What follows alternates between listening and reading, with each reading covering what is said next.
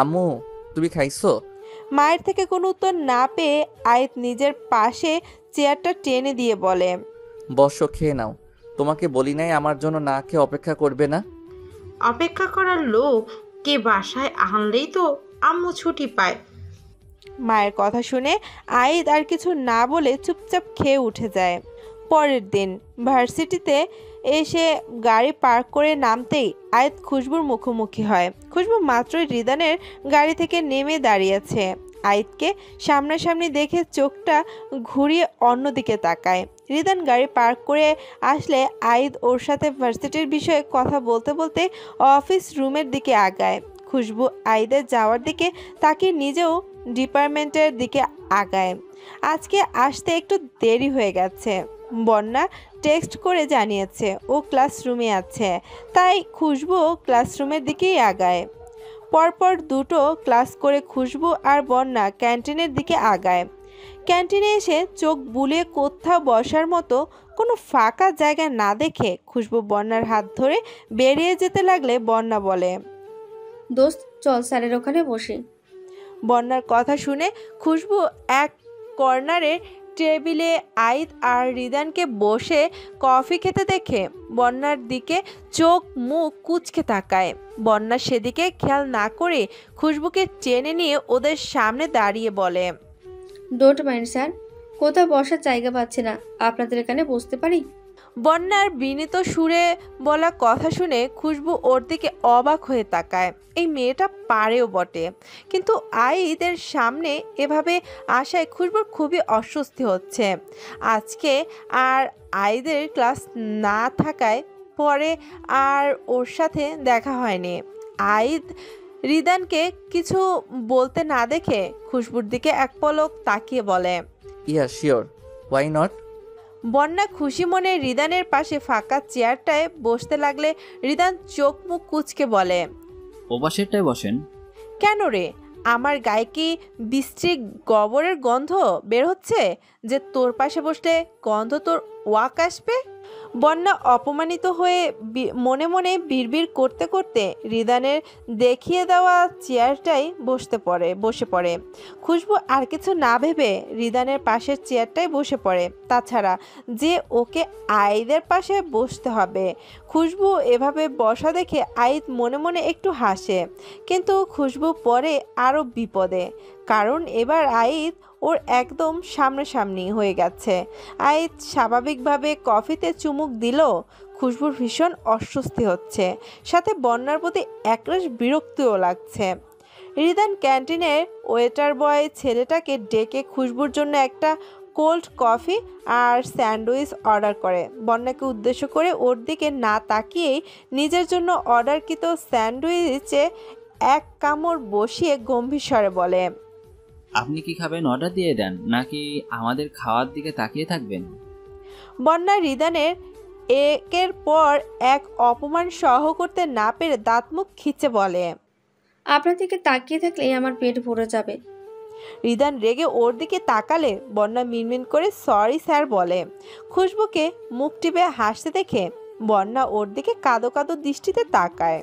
বন্যা কাচুমাচু মুখ দেখে খুশবু পেট ফেটে হাসি আসলো।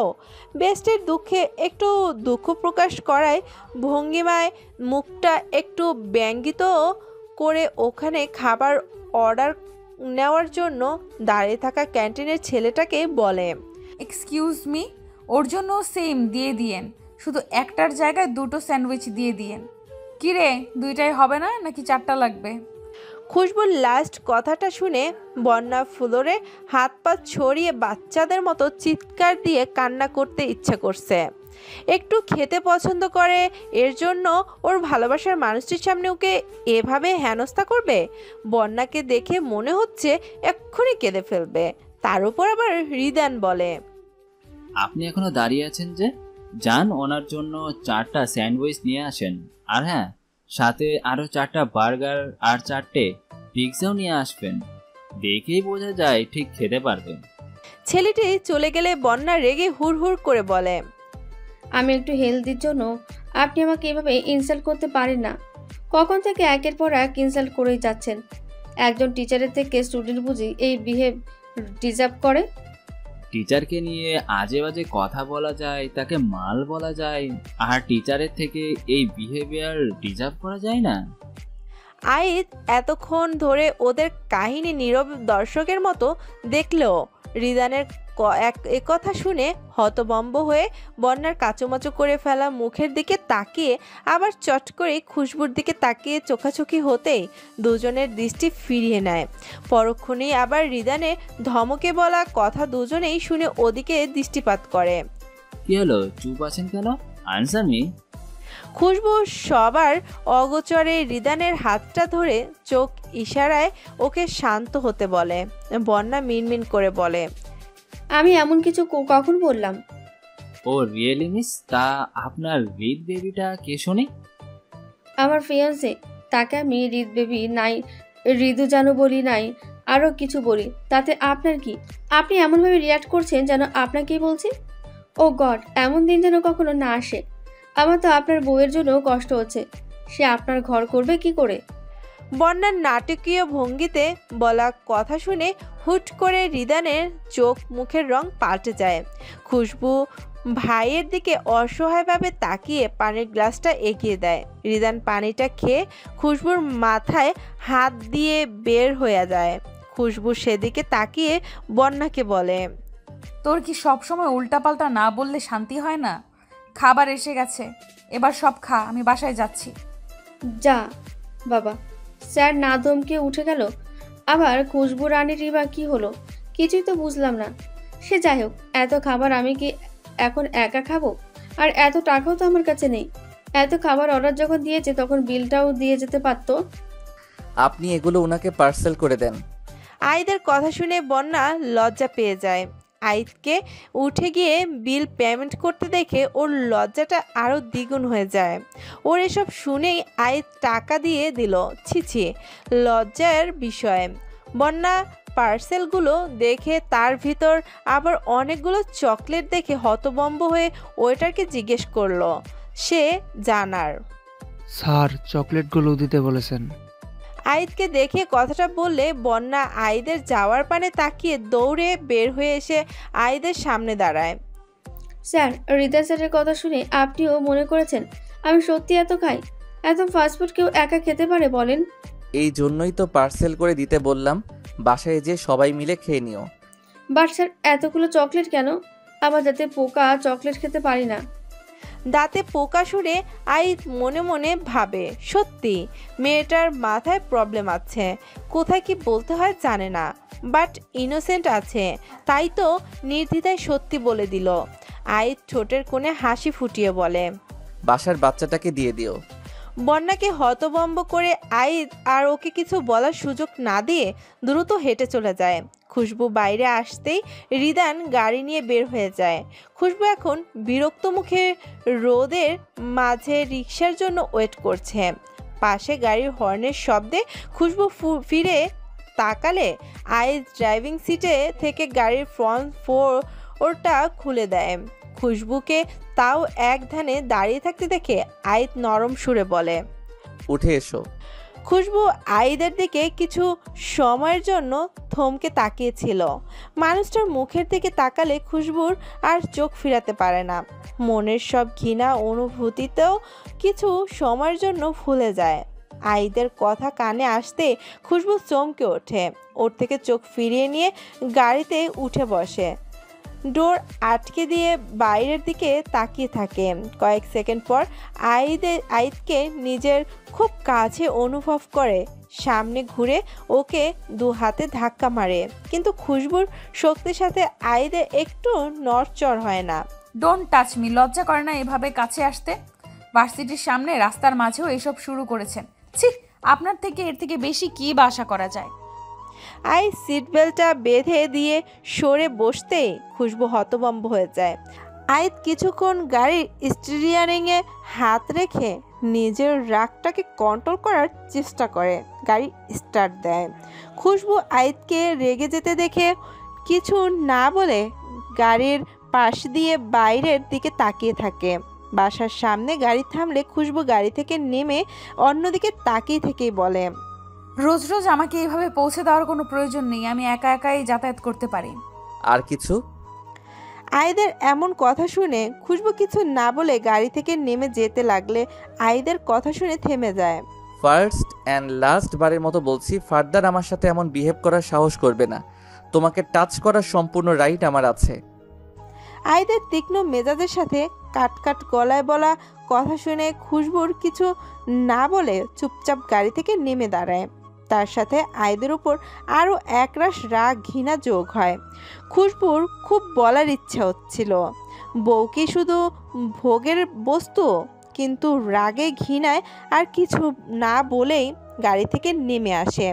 বন্যা বাসায় এসে কলিং বেল দিলে ওর ভাবি দরজা খুলে দেয়।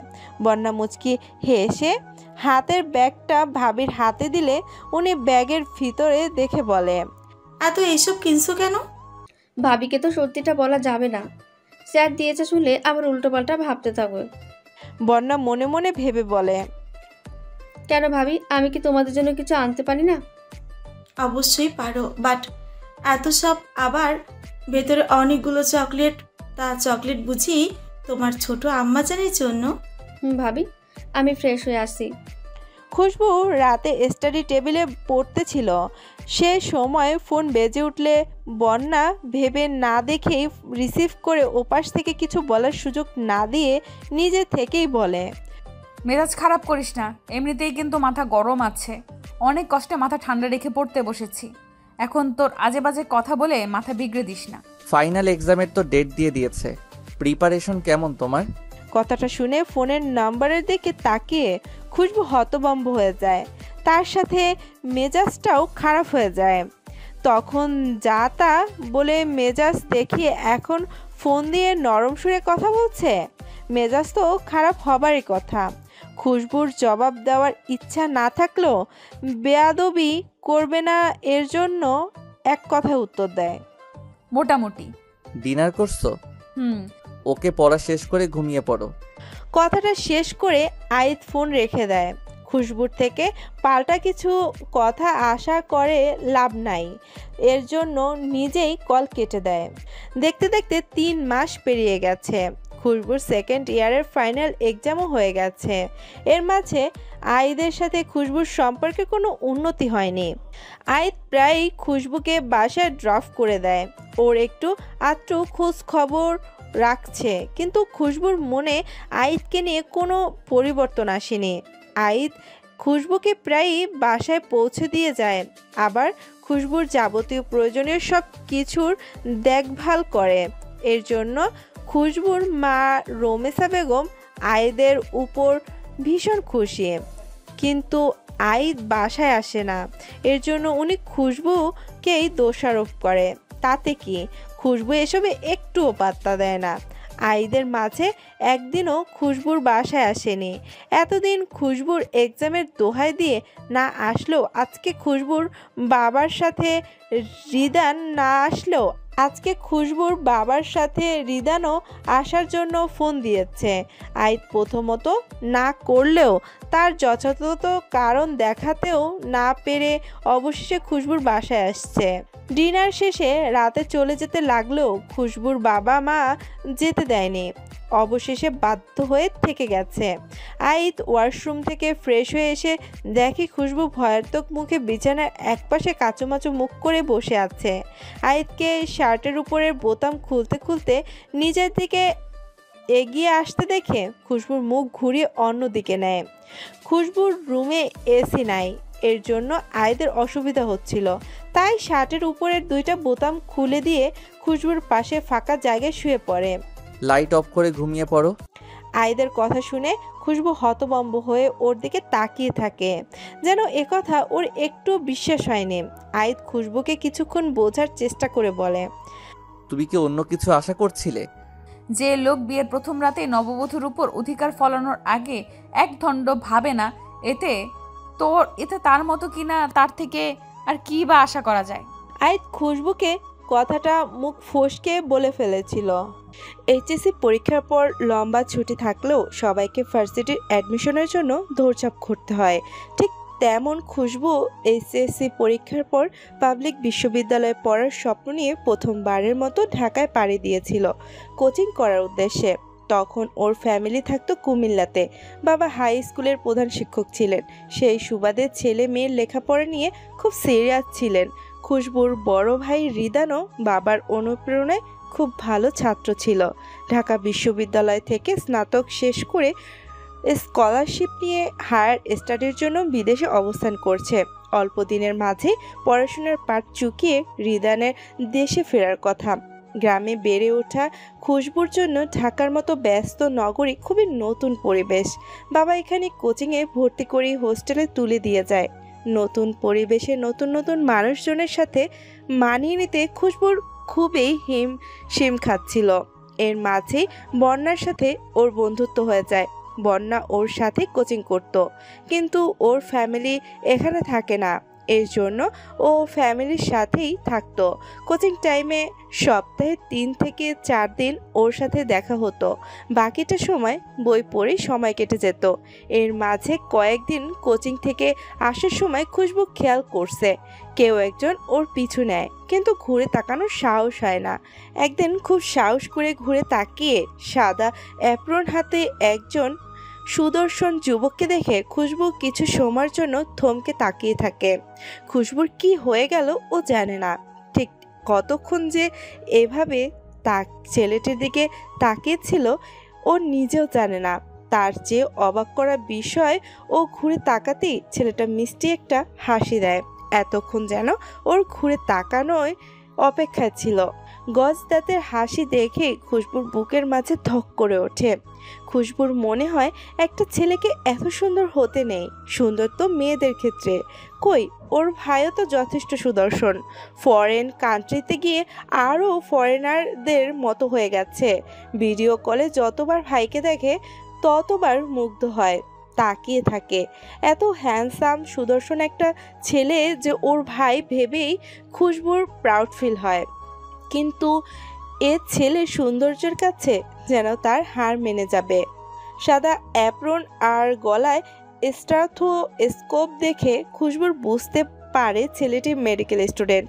খুশবুর সম্মতি ফিরতেই ওর অস্বস্তি হতে শুরু করে। অচেনা একটা ছেলে তার উপর কিভাবে ওর দিকে তাকিয়ে আছে। দৃষ্টিতে খারাপ কিছু না থাকলেও খুশবুর জন্য রয়েছে একরাশ মুগ্ধতা, যা খুশবুর অস্বস্তিটা আরও দ্বিগুণ করে। খুশবু চলে যাওয়ার জন্য কোনো মতে ঘুরে দাঁড়াতে লাগলেই ছেলের কথা শুনে দাঁড়িয়ে পড়ে। বুকের মাঝে শীতল হাওয়া বয়ে যায়। একটা ছেলের গলার স্বর বুঝি এতটা শ্রুমধুর হয়, গম্ভীর, অথচ কথাটা খুশবুর হৃদয় কোথাও বাড়ি দেয়। এক্সকিউজ মি মিস, এটা আপনার জন্য। রাস্তাঘাটে পিছু নিয়ে চিরকুট দিচ্ছি জন্য আমাকে আবার খারাপ ছেলে মনে করবেন না। এই প্রথম কাউকে এভাবে চিরকুট দিচ্ছি, যা আমার পার্সোনালিটির সাথে একদমই বেমানান। কিন্তু কেন দিলাম নিজেও জানি না। বাকিটা জানতে চিরকুটটা পড়ে নিয়েন। একটা রঙিন চিরকুট খুশবুর দিকে বাড়িয়ে দেয়, এমন ভাবে দেয় যাতে খুশবুর হাতের সাথে একটু টোকাও না লাগে। খুশবু কথাগুলো শুনে কি হলো যে চিরকুটটা হাতে নেয়। খুশবু চিরকুটটা নিতেই ছেলেটা একটা বিশ্বজয়ী হাসি দিয়ে ওখান থেকে চলে যায়। খুশবু আবার সে গজ দাঁতের হাসি দেখে নিজের অজান্তেই সেদিকে মুগ্ধ হয়ে তাকিয়ে থাকে। পরের দিন কোচিংয়ে এক্সাম থাকায় পড়ালেখার ব্যস্ততায় খুশবুর আর চিরকুটের কথা মনে থাকে না। কোচিংয়ে এক্সাম শেষ করে বের হয়ে কিছুটা হেঁটে পেছনে আবারও কারো অস্তিত্ব উপলব্ধি করে ফট করেই কালকের কথা মনে হতেই ও আর পিছু ঘুরে না তাকিয়ে এক ছুটে ওখান থেকে চলে যায়। হাঁপাতে হাঁপাতে রুমে এসে চিরকুটটি পড়ে দেখার খুব ইচ্ছে থাকলেও একজন সিনিয়র রুমমেটকে দেখে আর চিরকুটটি বের করার সাহস পায় না। অনেকক্ষণ ভিতর ভিতর ছটফট করে। রুমের ব্যালকনির কথা মনে হতেই খুশবু ওর ব্যাগটা নিয়ে ব্যালকনির দিকে আগায়। ফ্লোরের এক কোণায় ঘাপটি মেরে বসে আস্তে করে ব্যাগ থেকে চিরকুটটি বের করে। চিরকুটটি খুলে দেখার আগেই ওর বুকের ভিতর ধুক ধুক করতে থাকে। দুরু দুরু বুকে চিরকুটটা খুলে দেখে গুটি গুটি অক্ষরে লেখা